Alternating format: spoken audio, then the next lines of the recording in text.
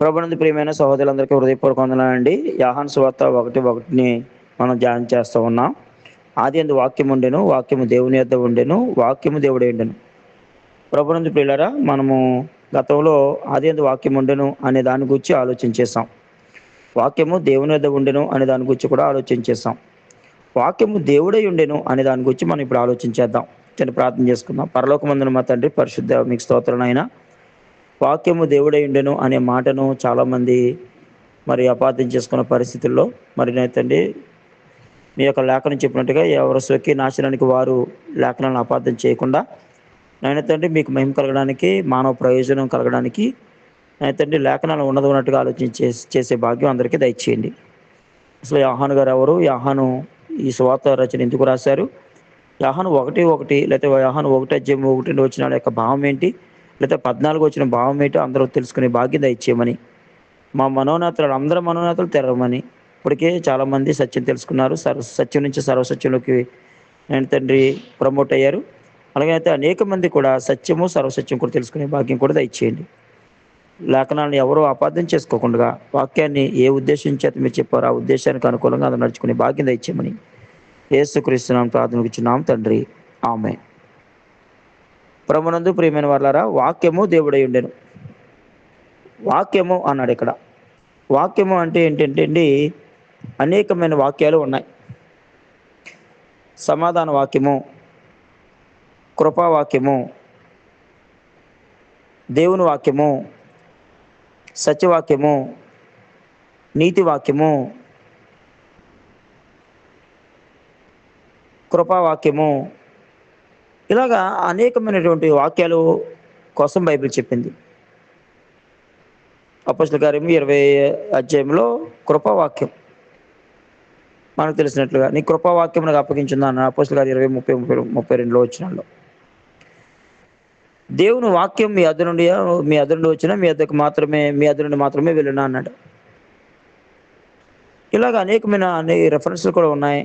కానీ సమయ భావన లేక నేను ప్రతిదానికి కూడా రెఫరెన్స్ చెప్పాలనుకున్నాను. కానీ ప్రాముఖ్యమైన విషయాలకి రెఫరెన్స్ చెప్తాను. అసలు వాక్యము అన్నాడు కదా. యోహాను సువార్త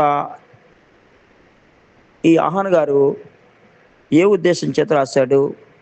వాక్యమని ఎవరన్నాడు? ప్రకటన గ్రంథం 19:13 కూడా ప్రవచన వాక్యం అన్నాడు. వాక్యం అనే పేరు ఆయనకు ఉంటుంది, ఆయనకి పెట్టబడింది అన్నాడు. మరి వాక్యం అంటే ఏమిటి? అసలు మనం ఆలోచన చేయాలి. యోహాను సువార్త ఎందుకు రాయబడింది? యోహాను సువార్తలో అసలు వాక్యం అంటే ఏంటి? సత్యమందు వారి ప్రతిశయము నీ వాక్యమే సత్యము అన్నాడు.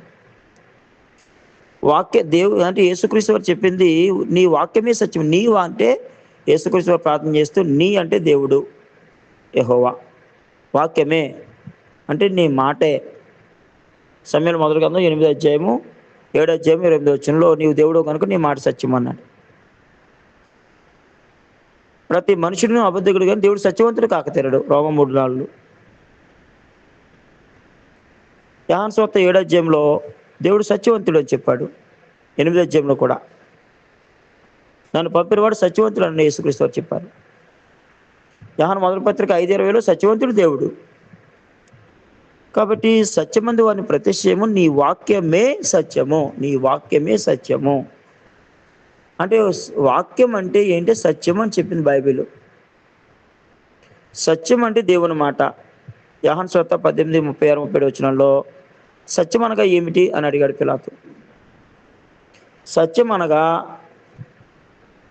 దేవుని మాట, దేవుని వాక్కు అని మనం చూసాం. అసలు మీకు ఒక వీడియో AI ద్వారా పెట్టినటువంటి ఒక వీడియో కూడా మనకి యోహాను సువార్త 1:1-2 వచనం మీద వచ్చింది. అది కూడా పెట్టడం జరిగింది. దీన్ని కూడా మీరు పరిశీలన చేయండి. అందరూ అనుకున్నట్టుగా వాక్యం అంటే యేసుక్రీస్తు వారే కాదు. వాక్యం అని అంటే దేవుని మాట. నేను ఇందాక చెప్పాను కదా మీకు, నీతి వాక్యం, కృపావాక్యం, సత్యవాక్యం, సమాధాన వాక్యం. ఈ వాక్యాలన్నీ కూడా సత్యవాక్యము అంటే సత్యము, ఆ వాక్యంలో సత్యం ఉంది. నీతి వాక్యము, ఆ వాక్యంలో నీతి ఉంది. దేవుని వాక్యము దేవుని మాటది. మనుషుల వాక్యం అన్నాడు తెస్సలోని పత్రికలో. యెషయా వాక్యం అన్నాడు. అది యెషయా మాట. మనుషుల వాక్యం అంటే మనుషుల మాట. దేవుని వాక్యం అంటే దేవుని మాట. సత్యవాక్యం అంటే సత్యమైన ఆ మాట సత్యమైంది. కృపావాక్యం అంటే ఆ మాటలో కృప ఉంది. అలాగా. అంటే ఇది చాలా జాగ్రత్తగా మనం గమనించినట్లయితే ప్రభునందు ప్రియమైన వాళ్ళారా, చాలామంది అపార్థం చేసుకున్నారు. కొన్ని వందల, వేల, లక్షల, కోట్ల మంది ఈ వాక్యాన్ని. యోహాను సువార్త 1:1. ఆల్రెడీ నేను 1:1ని 3 భాగాలైతే ఇందులో 3 మాటలుంటే 2 మాటలు ఆల్రెడీ చెప్పాను. అదే వాక్యం ఉండెను ఆల్రెడీ చెప్పాను. వాక్యము దేవుని యొద్ద ఉండెను అది చెప్పాను. ఇప్పుడు వాక్యము దేవుడేండును అనే విషయం చెప్తున్నాను. వాక్యము దేవుడేండును. ఏ వాక్యము? ఇప్పుడు మనం కొన్ని ప్రశ్నలు వేసుకోవాలా. ఏ వాక్యము? ఈ వాక్యము ఎప్పటి నుంచి ఉంది? వాక్యం అంటే అర్థం ఏంటి? ఈ వాక్యం ఎలా ఉంది? ఇది ఎవరి వాక్యము? ఈ వాక్యం ఎక్కడి నుంచి ఎక్కడికి వెళ్ళింది? ఈ ప్రశ్నలన్నీ కూడా ఖచ్చితంగా మనం వేసుకోవాలి. చాలా ప్రశ్నలు వేయాలి. అప్పుడు ఆ ప్రశ్నలకు సమాధానం కూడా మనం ఆలోచించాలి లేఖనాల వెలుగులో. వాక్యము దేవుడై ఉండెను. వాక్యము దేవుడై ఉండమండి అంటే వాగ్దాన రూపమైన వాక్యం ఇదే అన్నాడు. గలతీ పత్రికలో ఆ లేఖనం ఏమి చెప్పుచున్నది అన్నాడు. వాగ్దాన రూపము అంటే వాగ్దానము రూపమైంది. కాబట్టి ఇక్కడ ఏం చెప్పిందంటే బైబిలు మనకి ప్రభునందు ప్రియమైన వారలారా, వాగ్దానము రూపమైంది. అంటే యోహాను సువార్తలో యేసుక్రీస్తు వారు మాత్రం నేను దేవుడినని చెప్పుకోలేదు. ఏం జరిగిందంటే ఇక్కడ అంటే సామెతల గ్రంథము 8వ అధ్యాయం. సామెతల గ్రంథం 8వ అధ్యాయంలో చూసినట్లయితే 9వ అధ్యాయంలో చూసినట్లయితే జ్ఞాన నివాసం అంటే జ్ఞానము వ్యక్తిత్వ రూపాన్ని ధరించాలి మాట్లాడుతుందో. వాక్యమునకు రూపం ఇచ్చాడు దేవుడు. వాక్యమునకు రూపం ఇస్తే రూపం ఏం చేస్తుందంటే మాట్లాడుతూ ఉంది. అందుకని ఆ వాక్యము శరీరధారి అయి కృపా సత్య సంపూర్ణంగా మన మధ్య నివసించిన అన్నాడు యోహాను సువార్త 1:14. మరలా అది ఖచ్చితంగా మాట్లాడదాం. దాన్ని ప్రత్యేకించి ఒక 15 నిమిషాలు వీడియో మాట్లాడదాం యోహాను 1:14. కానీ ఇక్కడ యోహాను 1:1లో 3వ భాగంలో ఏబిసి ఏ మాట్లాడాను, బి మాట్లాడాను, సిలో వాక్యము దేవుడై ఉండెను. వాక్యము దేవుడై అంటే దేవుని నోట్లో ఉన్నటువంటి మాట ఏంటి? దేవుడు కాదా? యేసుక్రీస్తు వారు ఏమైనాడు? యేసు అనగా రక్షకుడు, క్రీస్తు అనగా అభిషక్తుడు, మెస్సియా అనగా అభిషక్తుడు. ఈ పదం ఎక్కడి నుంచి వచ్చింది? ఎప్పుడు వచ్చింది? ఎప్పటి నుంచి వాడుకలోకి వచ్చింది యేసు అనే పదం? బైబిల్ ప్రకారంగా అయితే ఆమె కుమారుని తన ప్రజలను వారి పాపలను ఆయన రక్షించును. ఈ వాక్యం అనే పేరు ఎక్కడి నుంచి వచ్చింది, ఎలాగొచ్చింది అనే సంగతిని మనం ఆలోచించాలి. 2000 సంవత్సరాల క్రితం వాడుకలోకి వచ్చినటువంటి మాట. పాత నిబంధనలో మనకు ఎక్కడ కనబడదు. మెస్సియా అసలు ఈయన ఎలాగొచ్చాడు? దేవుని యొక్క సంకల్పం నెరవేర్చడానికి ఈయన ఎవరు? సంకల్పంలో ఈయనకు పాత్ర ఉందా? ఈయన పరలోకంలో ఉన్నాడా? చాలా సంగతులు ఆలోచించాలి. వాక్యము దేవుడై ఉండెను. ఆల్రెడీ దేవుడు ఉంటుండగా యోహానికి, యూదులకి మళ్ళీ దేవుడై ఉండడం ఏంటి? దేవుడు అవ్వడం ఏంటి?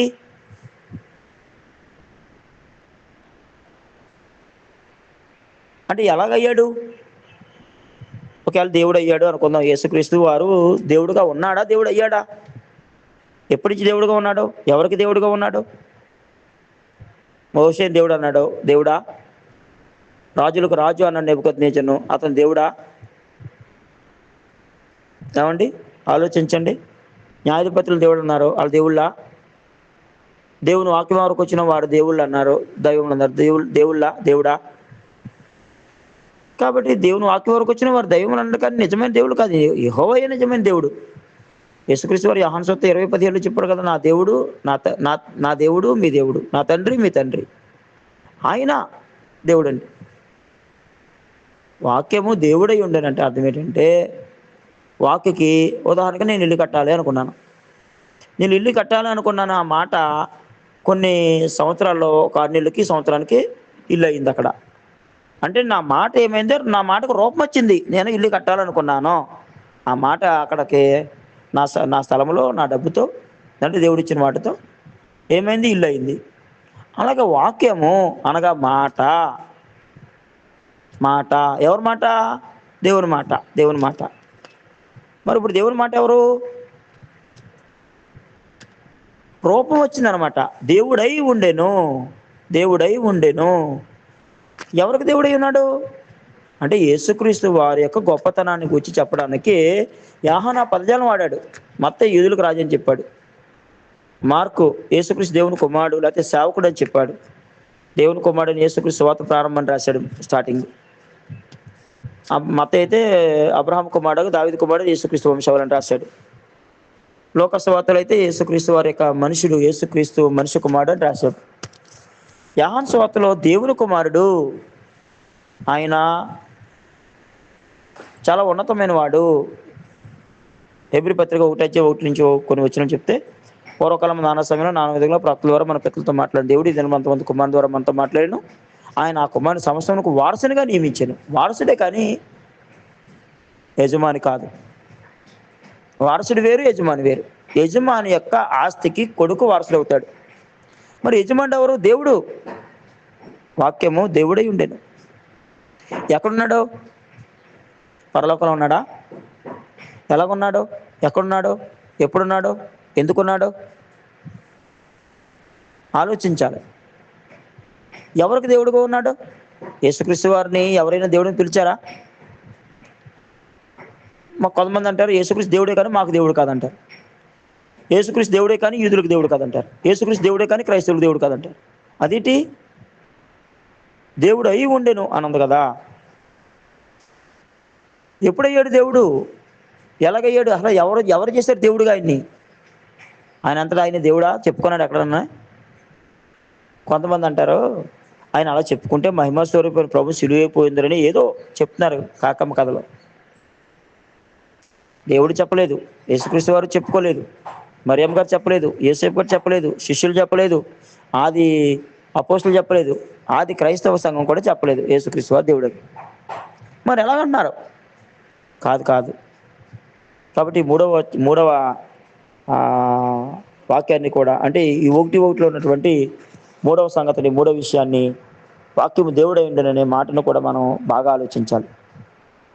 ఇందులో 9 పదాలు ఉన్నాయి, 9 అక్షరాలు ఉన్నాయి, 3 పదాలు ఉన్నాయి. ఏంటి ఈ సంగతిని? ఈ విషయం ఆలోచించాలి ఖచ్చితంగా. అదేది వాక్యం ఉండెను అదొకసారి వినండి. వాక్యం దేవుని యొద్ద ఉండెను అది కూడా వినండి. వాక్యము దేవుడై ఉండెను ఇది కూడా మీరు ఆలోచించాలి. వాక్యం అంటే ఏమిటి? వాక్యములో ఎన్ని రకాలు? వాక్యము ఎవరిది? వాక్యము ఎప్పటి నుంచి ఉంది? అసలు పాత నిబంధనలో ఎన్ని రకాలైన వాక్యాలు ఉన్నాయి? యోహాను చెప్పినటువంటి వాక్యం అంటే ఏంటి? అసలు యేసుక్రీస్తుని దేవుడని యోహాను చెప్పడం తన ఉద్దేశమా? యేసు దేవుని కుమారుడని చెప్పడం తన ఉద్దేశమా? యేసు దేవుడని చెప్పడం తన ఉద్దేశమా? యోహాను సువార్త 20:31 ఏ ఉద్దేశంతో రాశాడు ఈ యొక్క సువార్త రచనను? పౌలు దేవుడు యెహోవా అయితే, పేతురు దేవుడు యెహోవా అయితే, అపోస్తలుల దేవుడు యెహోవా అయితే, ఒకడైతే యోహాను గారికి ప్రత్యేకించి యోహానుకి యూదులకి దేవుడు యేసుప్రభువు అవుతాడా? యేసుక్రీస్తు వారు అవుతారా? ఆలోచించండి. కాబట్టి ప్రభునందు ప్రియమైన వారలారా, వాక్యము దేవుడై ఉండనంటే దేవుడై, నీ దేవుని యెహోవా నేనే. యెహోవాయే నిజమైన దేవుడు, డై కాదు, దేవుడు. ఇక్కడ అయి ఉండెను అన్నాడు. అసలు అవ్వడం ఏంటి? అతను నువ్వు పెద్ద అయ్యాక ఏమవుతావు అంటే లాయరో ప్లేడరో అయ్యి. ఈ బికెమ్ ఏ డాక్టర్ అయ్యాడు. ఈ బికెమ్ ఏ లాయర్. ఈ బికెమ్ ఏ డాక్టర్ అయ్యాడు. ఎలాగయ్యాడు? చదువుకొని అయ్యాడు. అంటే యేసుక్రీస్తు వారు అయ్యాడా? ఎప్పుడయ్యాడు? ఎక్కడయ్యాడు? ఎలాగయ్యాడు? ఒకవేళ అయితే దేవుడని ఎవరైనా యాక్సెప్ట్ చేశారా? మరి అలాగైతే యోహాను సువార్త 18:7 నేను దేవుని కుమారుని అన్నాడు. నేను దేవుని కుమారుని చెప్పినందుకు అన్నాడు. యోహాను సువార్త 9:35 నువ్వు దేవుని కుమారుని విశ్వాసం ఉంచున్నావు అన్నాడు. మత్తయి సువార్త 16 పరలోకమందు నా తండ్రి సంగతికి బయలుపరిచిన నరులకు బయలుపరచలేదు అన్నాడు పేతురుతో. అంటే పేతురు ఏమన్నాడు? నువ్వు సజీవుడకు దేవుని కుమారుడు అని క్రీస్తు. నువ్వు సజీవుడకు దేవుడు అనలేదు, సజీవుడకు దేవుని కుమారుడు అని క్రీస్తు అన్నాడు. అపోస్తలుల గారు 8వ అధ్యాయంలో నపుంసకుడు ఏమని ఒప్పుకొని బాప్తిసం పొందాడు? యేసుక్రీస్తు దేవుని కుమారుడని నేను విశ్వసించి నోటితో ఒప్పుకున్నాను అని అంటే నువ్వు బాప్తిసం పొందడానికి తగిన వాడు అని చెప్పాడు. కాబట్టి యేసు ప్రభు అని నోటితో ఒప్పుకోమని చెప్పింది. యేసు ప్రభు అని ఒప్పుకోమంది. కానీ రోమ 8 రోమ 10:8-10 వచనాలు, ఫిలిప్పీ 2:9-11 వచనాలు యేసు ప్రభు అని ఒప్పుకోమని చెప్పింది. కానీ యేసు దేవుడని ఒప్పుకోమని అక్కడ చెప్పలేదు. కాబట్టి విషయాలు ఇలా ఉన్నాయి, ఆలోచన చేయండి. మరికొన్ని విషయాలు మాట్లాడదాం. వాక్యము దేవుడై ఉండేనంటే యేసుక్రీస్తు దేవుడు అని దాని అర్థం కాదు. ఒకసారి ఆలోచన చేయండి. ఈ 3 విషయాల్ని ఆది వాక్యం ఉండెను, దగ్గర పెట్టి వినండి. వాక్యం దేవుని యొద్ద ఉండెను, అది దగ్గర పెట్టి వినండి. వాక్యం దేవుడై ఉండెను, అది కూడా వినండి. మళ్ళీ దేవుని చేత 2వ వచనంలో ఆయన ఆది దేవుని యొద్ద ఉండెను అనే మాటను కూడా మనం ఆలోచించేద్దాం. మీ అందరికీ నా హృదయపూర్వక వందనాలు.